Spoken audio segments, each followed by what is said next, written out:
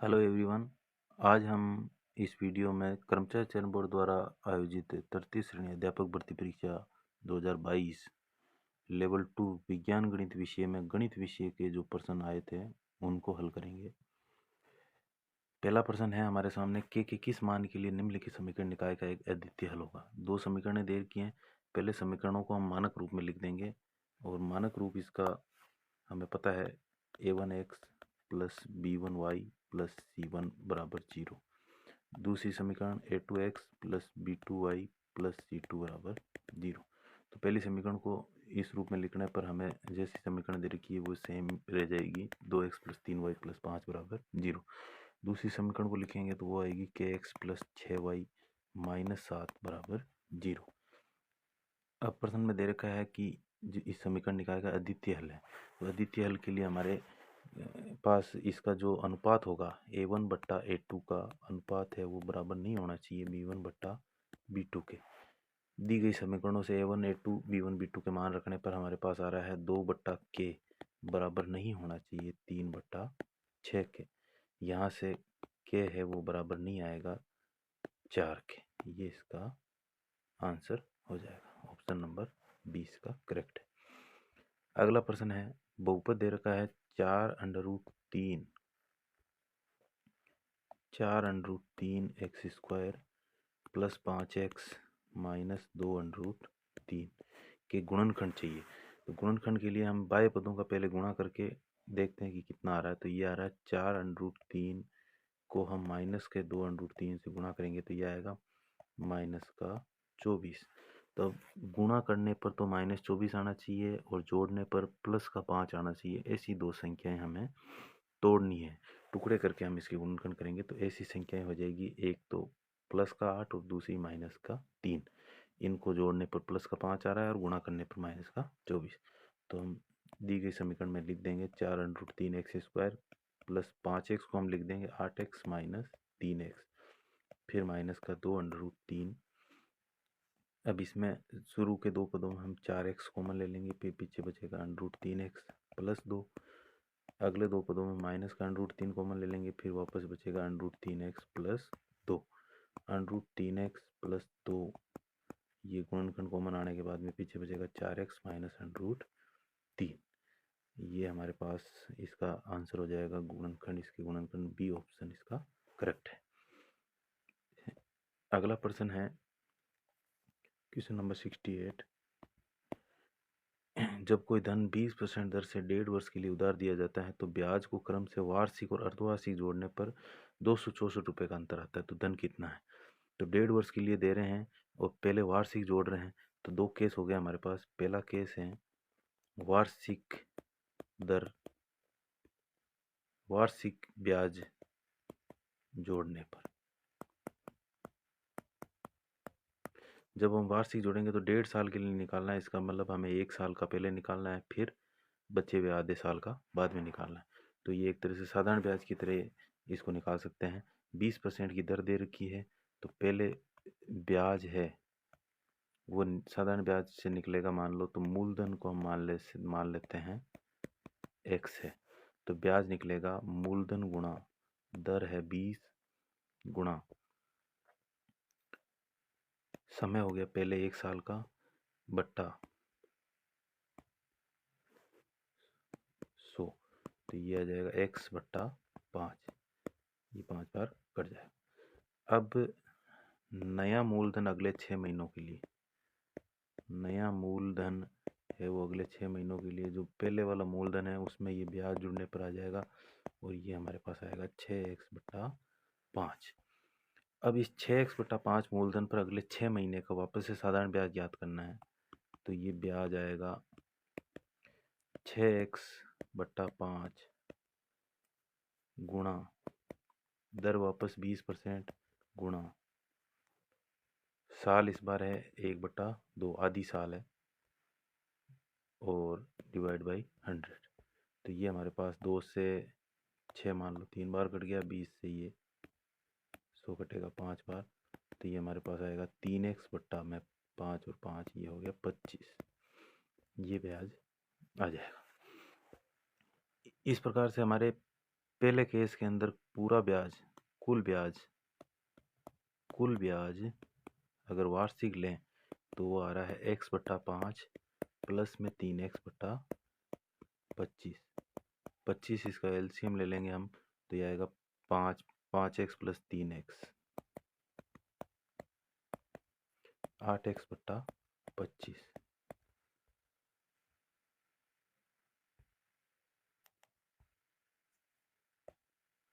आठ एक्स बटा 25। फिर है 8x/25 को अगर पॉइंट में कैलकुलेट दशमलव में हम इसकी गणना करनी चाहें तो ये हमारे पास आएगा 0.32x। ये हमारे पास कुल ब्याज आ जाएगा वार्षिक जोड़ने पर। अगला इसी में भाग दे रखा है कि हमारे पास अगर इसी राशि को, इसी धन को हम अर्धवार्षिक जोड़ें तो कितना आएगा। फिर दोनों का अंतर दे रखा प्रश्न में 264। तो हम दूसरा केस ले लेते हैं इसी में, केस नंबर 2 करके, कि अर्धवार्षिक ब्याज जोड़ने पर, ब्याज को अगर अर्धवार्षिक जोड़ें, अर्धवार्षिक ब्याज जोड़ने पर इसमें चक्रवृद्धि ब्याज वाला सूत्र लगा देंगे। डेढ़ वर्ष के लिए लेना है और इसको 20% की दर वो अर्धवार्षिक लेनी। तो दर है वो तो हो जाएगी आधी, डेढ़ वर्ष के लिए लेना है तो समय हो जाएगा हमारे पास, इसका अर्धवार्षिक जोड़ना है तो समय हो जाएगा डबल। तो दर हम ले लेंगे 10% और समय हम ले लेंगे डेढ़ की जगह 3 वर्ष, 3 के बराबर। तो यहाँ से चक्रवर्ती ब्याज का जो सूत्र है वो होगा मिश्र धन बराबर मूलधन ले रखा है x गुणा 1 प्लस दर है हमारे पास 10/100 और समय ऊपर घात हो गई 3। तो ये आ गया x कोष्टक 1 प्लस ये करेंगे तो यह आएगा 0.1 इसकी घात 3। यहाँ से आएगा x कोष्टक 1.1 की घात 3। 1.1 को हम 3 बार गुणा करेंगे तो हमारे पास आएगा 1.331। ये हमारे पास मिश्र धन आ गया। तो इस प्रकार अर्धवार्षिक ब्याज लेने पर ब्याज हमारे पास आ जाएगा 1.331x में से जो मूलधन है वो घटा देंगे तो हमारे पास ब्याज आ जाएगा, ये आएगा 0.331x। अब ये अर्धवार्षिक जोड़ने पर हमारे पास ये आया, वार्षिक जोड़ने पर हमारे पास आया था 0.32x। दोनों का अंतर दे रखा है, यानी अंतर, ब्याज का अंतर, ये ब्याज का अंतर है वो है 0.32x। ये तो है वार्षिक का और अर्धवार्षिक का है 0.331x। तो पहले हम इनमें अंतर दे रखा है 264 का, तो इनमें जो बड़ी संख्या है वो 0.331x है। तो ऑटोमेटिक हम 0.331x में से ये घटाएंगे। एक सेकेंड,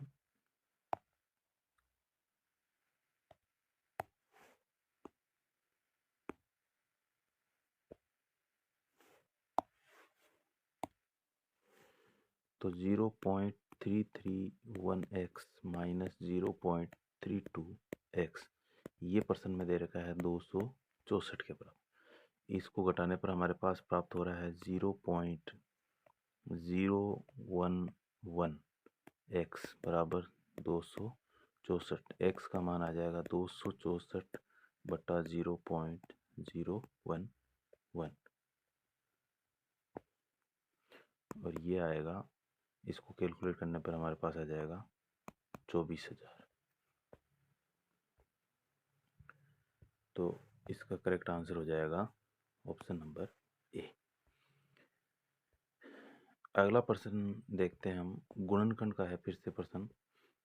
गुणनखंड करने इस बार हमें 16 माइनस,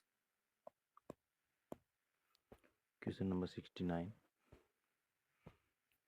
गुणनखंड करने हैं 16 माइनस x की घात 6 plus 2x cube y cube minus y की घात 6। तो इसके गुणनखंड करने के लिए हम 16 को अलग रहने देते हैं, बाकी जो बच रही टर्म्स इनको हम माइनस कॉमन लेने के बाद लिख देते हैं। माइनस कॉमन लेने के बाद बचेगी x की घात 6 माइनस 2x की घात 3 इंटू वाई की घात 3 प्लस वाई की घात 6। ये आएगा 16 माइनस, ये है हमारे पास x की घात 3 की घात 2 माइनस 2x की घात 3 गुणा वाई की घात 3 प्लस वाई की घात 3 का होल स्क्वायर। ये है 16 माइनस, ये हमें दिख रही है a माइनस बी के होल स्क्वायर टाइप की सर्वसमीकाएं, उस टाइप के पद लिखे हुए हैं। तो इसको हम लिख सकते हैं x की घात 3 माइनस वाई की घात 3 का होल स्क्वायर। अब फिर से इसमें सर्वसमीका लगाने के लिए हम 16 को फिर से लिख सकते हैं 4 की घात 2 माइनस में है ये x की घात 3 माइनस वाई की घात 3 इसका होल स्क्वायर। तो ये फिर से यहाँ a square minus B square वाली सर्वसमीका लगेगी, तो a माइनस बी गुणा a प्लस बी, ये लिख सकते हैं। तो ये आएगा 4 minus X cube plus Y cube गुणा 4 plus X cube minus Y cube. इसको पदों को अरेंज करने पर हमें ऑप्शन मिल जाएगा 4, क्योंकि ऑप्शन में लास्ट में लिख रखा है, लेकिन आप देख सकते हैं कौन सा ऑप्शन इसमें करेक्ट है। प्लस का 4 है, माइनस का एक्स क्यूब है। जहाँ प्लस का 4 है वो पहला गुणनखंड लिखा हुआ सब में, फिर माइनस का एक्स क्यूब है और प्लस का वाई क्यूब है। प्लस का 4 है, माइनस का एक्स क्यूब है, प्लस का वाई क्यूब है, पहले ऑप्शन में है। फिर है प्लस का 4 प्लस का एक्स क्यूब और माइनस का वाई क्यूब, ऑप्शन ए इसका करेक्ट हो जाएगा। अगला है आंकड़े दे रखे हमारे पास 15, 14, 19, 20, ये सब आंकड़े दे रखे हैं, इनका बहुलक ज्ञात करना है। बहुलक हमें पता है, जब भी अवर्गीकृत आंकड़े दे रखे हो, यानी कुछ संख्याएं दे रखी हो बार बार, उनमें से जो सबसे अधिक बार लिखी गई संख्या है वो उसकी बहुलक होती है। तो ऐसे प्रश्नों को हमें सारी संख्याओं को देखने की जरूरत नहीं है, ऑप्शन दे रखे हैं उन्हीं को आप देख सकते हैं। पहला ऑप्शन हमारे पास है 14। 14 कितनी बार आ रहा है? 14 आप देखो 1 बार, 2 बार, 3 बार, 4 बार, 4 बार आ रहा है, तो 14 आ गया 4 बार। 15 देखना कितनी बार आ रहा है, तो 1 बार, 2 बार, 3 बार, 4 बार और 5 बार आ रहा है, तो 15 आ रहा है 5 बार। 16 कितनी बार आ रहा है? 16 हमारे पास आ रहा है 1 बार, तो 16 आ रहा है 1 बार। 17 कितनी बार आ रहा है? 17 भी आ रहा है 1 बार। तो सबसे ज़्यादा बार 15 आ रहा है, तो 15 इसका बहुलक हो जाएगा। अगला प्रश्न है 10 मीटर ऊंचे शंक्वाकार टेंट के आधार की परिधि। अब हमें प्रश्न में देखना है कि एक शंक्वाकार टेंट है, इस प्रकार से टेंट बना हुआ है, तो इसमें आधार में हमें पता है कि शंकु के आधार में बनता है वृत्त। तो आधार की परिधि दे रखी है 44 मीटर और शंकु की ऊंचाई h, जो ऊंचाई है वो दे रखी है 10 मीटर के बराबर।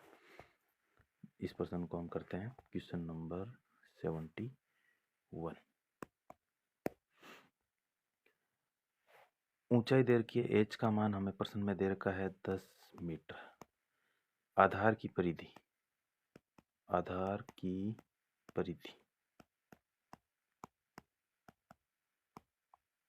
ये है 44 मीटर।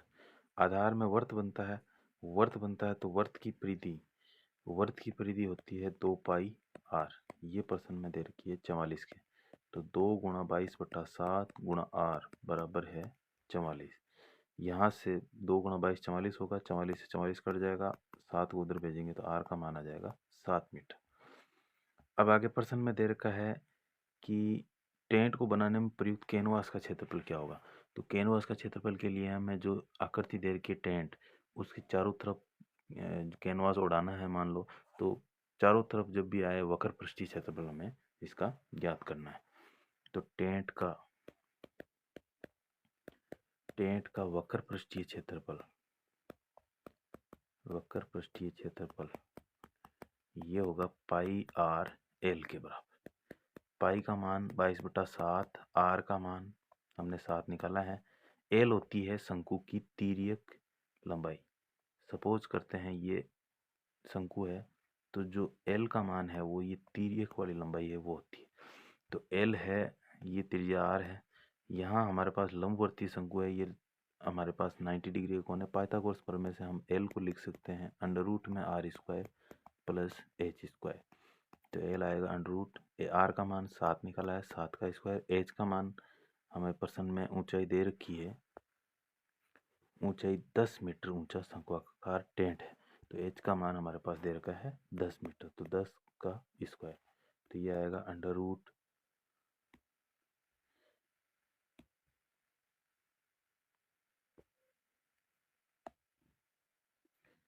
7 का स्क्वायर 49 प्लस 10 का स्क्वायर 100, तो ये आएगा अंडर रूट 149। ये लगभग 12 का अंडर रूट 144 होता है, तो ये 12.2 के लगभग आ जाएगा। तो ये मान यहाँ रख देंगे 12.2, 7 से 7 कट जाएगा, ये आएगा 22 गुणा 12.2। इसका गुणा करने पर हमारे पास लगभग आंसर आ जाएगा 268.5 वर्ग मीटर। ऑप्शन नंबर सी इसका करेक्ट है। अगला प्रश्न है जो दशमलव प्रसार से संबंधित है। अशांत दशमलव प्रसार है जिसमें आवर्ती प्रकार का दे रखा है, जिसमें यानी बार लगा रखा है, संख्या दे रखी है 0.1254 पर बार है।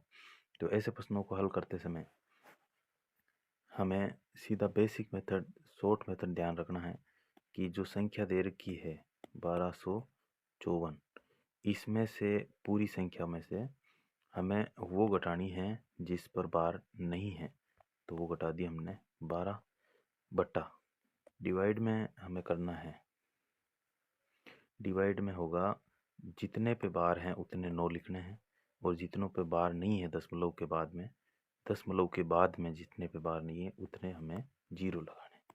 तो ये आ जाएगा 1254 में से 12 गया हमारे पास, तो ये आएगा 1242 बट्टा 9900। इसको सिंप्लीफाई करने पर हमारे पास आंसर आ जाएगा option number B 69/550। Question number 73।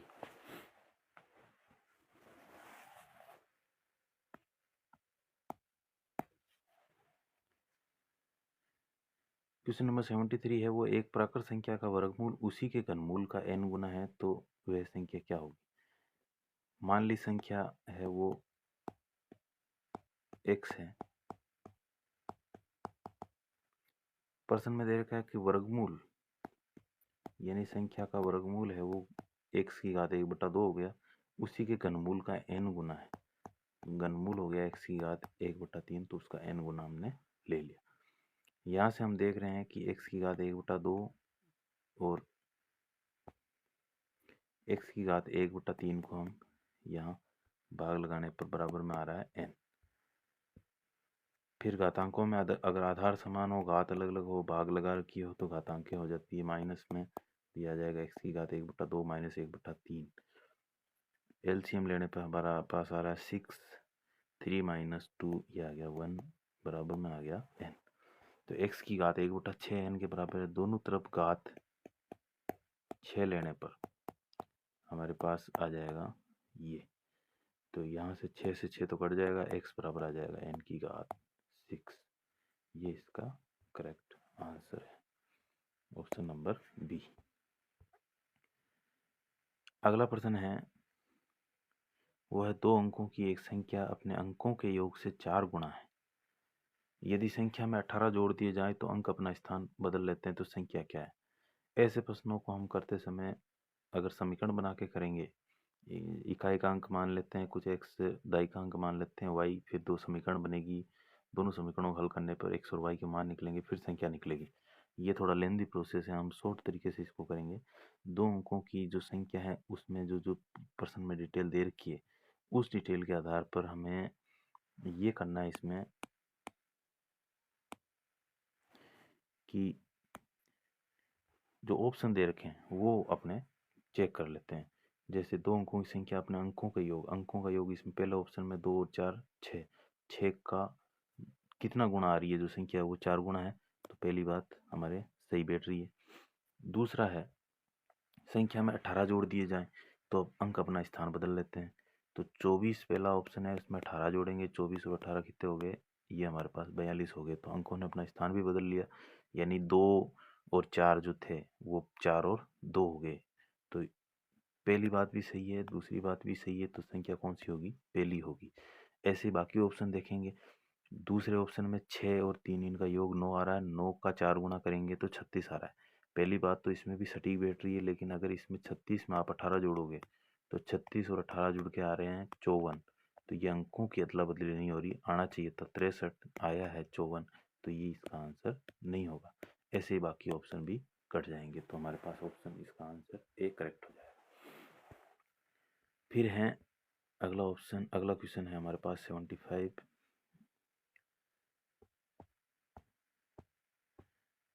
Question number 75, question पढ़ लेते हैं। ए और बी के पास कुछ सेब हैं। यदि ए है वो बी को 2 सेब देता है तो ए के पास बी से आधी सेब रह जाती है। हम मान लेते हैं ए और बी के पास ए के पास ए सेब है, बी के पास बी सेब है। ए बी को 2 सेब दे देता है, यानी ए है वो 2 कम होगी और बी के पास है वो 2 ज़्यादा होगी। तो ऐसा करने पर अब ए के पास बी से आधी सेब रह जाती है। जो ए के पास अब सेब है वो बी की कितनी हो जाएगी, आधी हो जाएगी। तो एक समीकरण तो हमारे पास ये बन जाएगी। इसको दो को वज्र गुणा करने पर ये आ रहा 2a माइनस का 4 बराबर b plus 2। 2a minus B बराबर 4 और 2 जुड़ के 6, ये समीकरण पहली।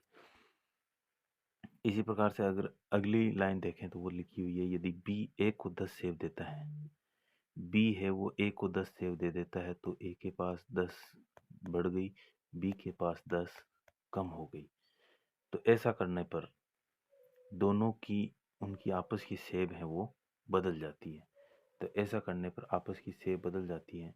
ए के पास 10 सेब, यदि बी ए को 10 सेब देता है तो उनके सेबों की संख्या आपस में बदल जाती है। तो अब उनके पास जो सेब हैं वो बचेगी, ये बी के बराबर बचेगी और ये ए के बराबर बचेगी। यानी इसको हम देखेंगे तो ये आ रहा बी माइनस ए का मान 10, यहाँ से भी देखेंगे तो ये भी आ रहा है बी माइनस ए का मान 10। दोनों से एक ही समीकरण बन रही है, चाहे कोई सी भी लें, इसको समीकरण नंबर 2 लगा देते हैं। एक समीकरण हमारे पास है 2a माइनस बी बराबर 6, दूसरी समीकरण है b माइनस ए बराबर 10। प्रतिस्थापन या विलोपन विधि कोई सी भी काम में लेके हम इसमें a और b के मान निकाल सकते हैं। तो b का मान a प्लस 10 पहली समीकरण में रखने पर हमारे पास आएगा 2a माइनस ए प्लस 10 बराबर 6। तो ये आ गया a माइनस 10 बराबर 6, a बराबर 16। ए का मान 16 आएगा तो बी का मान इस यहाँ रखने पर बी का मान आ जाएगा हमारे पास 16 और 10 26। ए का मान 16 है, बी का मान 26 है। हमारे पास प्रश्न में पूछा है ए तथा बी के पास कुल कितनी सेब है, यानी ए प्लस बी का मान पूछा है। तो ए प्लस बी का मान आ जाएगा 16 प्लस 26, ये इक्वल आएगा 42 के। तो इसका आंसर सी करेक्ट है।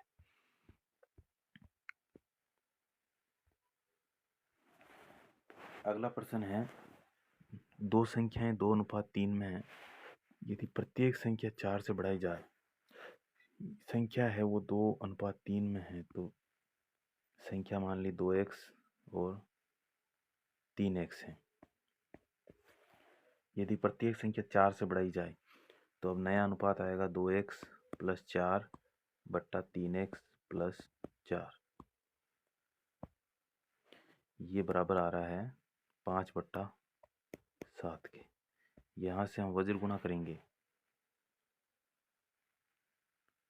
वज्र गुणा करने पर आ रहा है 7 गुना 2 14x प्लस 28 बराबर 15x प्लस 20। यहाँ से x बराबर आ रहा है 28 माइनस 20 यानी 8 के। x का मान 8 है, तो पहली संख्या और दूसरी संख्या दोनों का योग आ रहा है 2x प्लस 3x यानी 5x। 5x में 8 रखेंगे तो 5 गुणा 8 आ जाएगा 40। तो संख्याओं का योग आ जाएगा 40। ऑप्शन बी करेक्ट है। अगला प्रश्न है, एक समांतर चतुर्भुज के दो आसन कोण दे रखे हैं। ये हमारे पास समांतर चतुर्भुज है जिसके आसन कोण दे रखे हैं 3x माइनस 4 डिग्री और 3x प्लस 10 डिग्री। तो हमें पता है कि समांतर चतुर्भुज के आसन कोणों का योग है वो 180 डिग्री होता है। तो हम देखेंगे यहाँ पे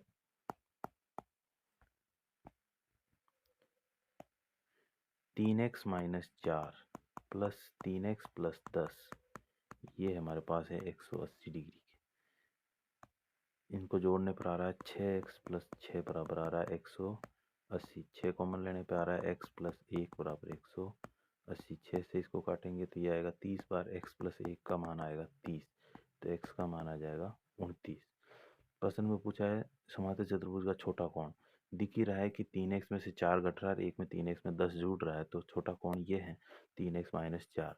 तो x का मान रखने पर 3x माइनस 4 में x का मान 29 रखने पर 3 गुणा 29 माइनस 4, यह आएगा 87 माइनस 4 83 डिग्री यानी 83 डिग्री इसका correct answer, option number A. अगला है क्वेश्चन नंबर 78। क्वेश्चन नंबर 78 है जो आई चित्र पर आधारित है। आई चित्र को पढ़ो और उन विद्यार्थियों की संख्या ज्ञात करो जिनका जेब खर्चा 40 रुपये से कम है। जो एक्स अक्ष पे दे रखा है वो जेब खर्चा दे रखा है हमारे पास, और वाई अक्ष पे दे रखा है विद्यार्थियों की संख्या। तो एक तरह से हम इस आय चित्र को पढ़ेंगे तो ऐसे पढ़ेंगे कि जब जेब खर्चा 20 रुपये है या 0 से 20, ऐसे माने 0 से 20 तक की जो रेंज है जेब खर्चे की, ये ऐसे 20 विद्यार्थी हैं हमारे पास। ऐसे ही अगर देखें हम 20 से 40 का जो खर्चा है वो करने वाले लोग हैं या विद्यार्थी हैं वो है हमारे पास 10। तो ये है 20 और 40 तक करने वाले हैं 10। 20 से 40 तक करने वाले हैं 10। 40 से 60 तक करने वाले हैं फिर है 30।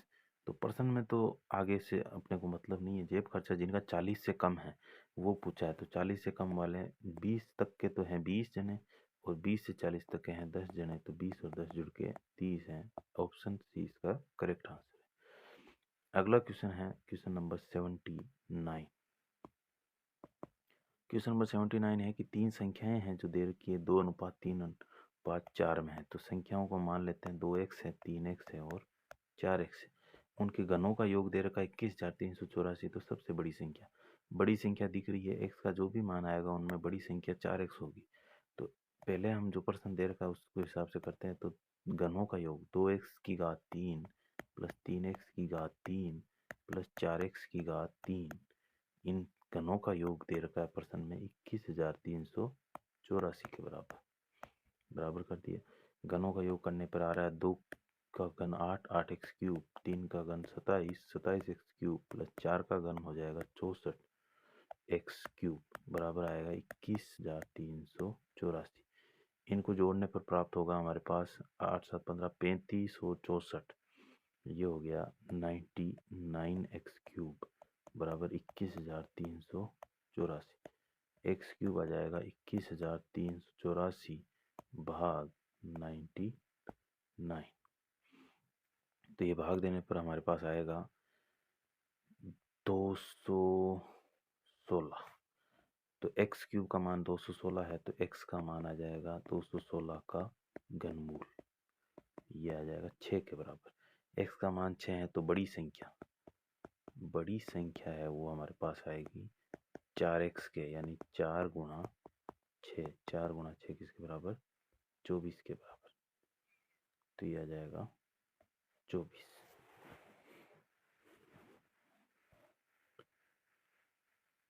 अगला प्रश्न है वो है, एक विद्यार्थी ने विज्ञान विषयों के 300 में से 32% अंक प्राप्त किए। तो 300 में से 32% अंक प्राप्त किए। साहित्य में उसे 200 में से कितने अंक प्राप्त करने पड़ेंगे, कितने प्रतिशत अंक प्राप्त करने पड़ेंगे ताकि उसके कुल 50% अंक हो जाए। अगर हम देखें विज्ञान में अंक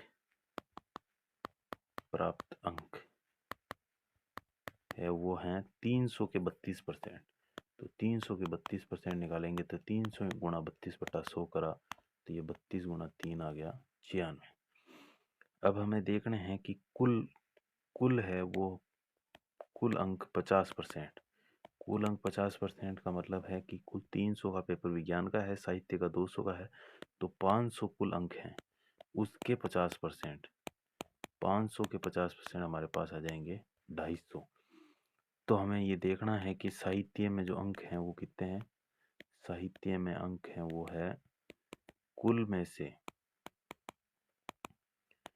अंक में से विज्ञान के अंक घटाने पर साहित्य के अंक प्राप्त होते हैं।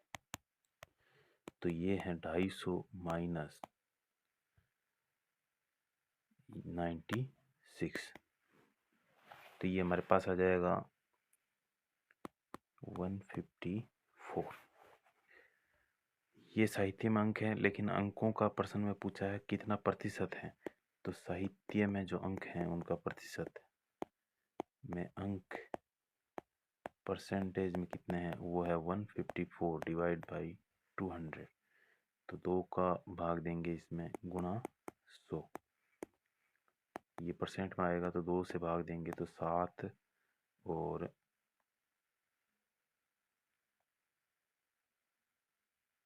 2 72%। ऑप्शन नंबर 20 का करेक्ट हो जाएगा।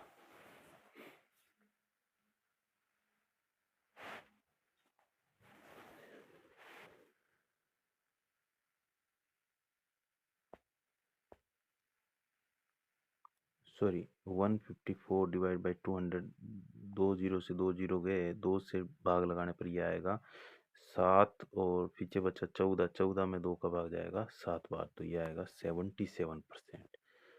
सॉरी, इसका करेक्ट आंसर हो जाएगा ए 77%। अगला क्वेश्चन हमारे पास क्वेश्चन नंबर 81। क्वेश्चन नंबर 81 है यदि एक प्राकृत संख्या है तो 9 की घात 2n माइनस 4 की घात 2n हमेशा भाज्य हैं। ये भाज्य किससे हैं? तो ऐसे n एक प्राकृत संख्या दे रखी है हमें और ये भाज्य पूछा है, भाज्य किससे हैं, तो हम इस जो एक्सप्रेशन लिखा है इसको हम ऐसे लिख सकते हैं 9 की घात n माइनस 4 की घात 2n माइनस 4 की घात 2n। ये हैं 9 की घात n का स्क्वायर माइनस 4 की घात n का स्क्वायर। 9 की घात n ए स्क्वायर माइनस बी स्क्वायर लगाने पर 9 की घात n माइनस 4 की घात n, 9 की घात n प्लस 4 की घात n, ये एक्सप्रेशन आ रहा है। अगर n प्राकृत संख्या है तो हम n को मान 1 रख देते हैं। n का मान 1 रखने पर पहला आ रहा है 9 की घात 1 माइनस 4 की घात 1, 9 की घात 1 प्लस 4 की घात 1, ये आ रहा है 5 गुणा 13। तो इसका मतलब 5 और 13 दोनों से ये भाज्य है, तो इसका आंसर डी है वो करेक्ट हो जाएगा। अगला क्वेश्चन है वो है 1/2 प्लस 1/3 का दशमलव प्रसार क्या होगा। हमें पता है कि 1/2 0.5 के बराबर होता है, 1/3 0.333, ये अशांत दशमलव प्रसार है जो चलता रहता है। तो इनको जोड़ने पर हमारे पास प्राप्त होगा 0.8333, ऐसे चलता रहेगा। इसको हम अगर बार लगा के लिखना चाहे तो ये होगा 0.83 बार। ऑप्शन नंबर डी इसका करेक्ट आंसर होगा। तो आज की श्रृंखला में हमने क्वेश्चन नंबर 82 तक सोल्व करे हैं। बाकी बचे हुए प्रश्न हैं वो अगले भाग में करेंगे जो जल्द ही हम अपलोड कर देंगे। आप सभी लोग सहयोग बनाए रखें। पिछले वीडियो में हमने जो अध्यापक भर्ती परीक्षा 17 जनवरी से शुरू हो रही है उसमें 18 जनवरी को विज्ञान गणित विषय का पेपर है, उसके रिगार्डिंग हमने 15 दिन की रणनीति जारी करी थी कि कैसे पढ़ना है। वो वीडियो भी आप देख सकते हैं, मेरे चैनल पर अपलोड है। आप सभी लोग सहयोग बनाए रखें, चैनल को ज़्यादा से ज़्यादा सब्सक्राइब करें और शेयर करें। बहुत बहुत धन्यवाद।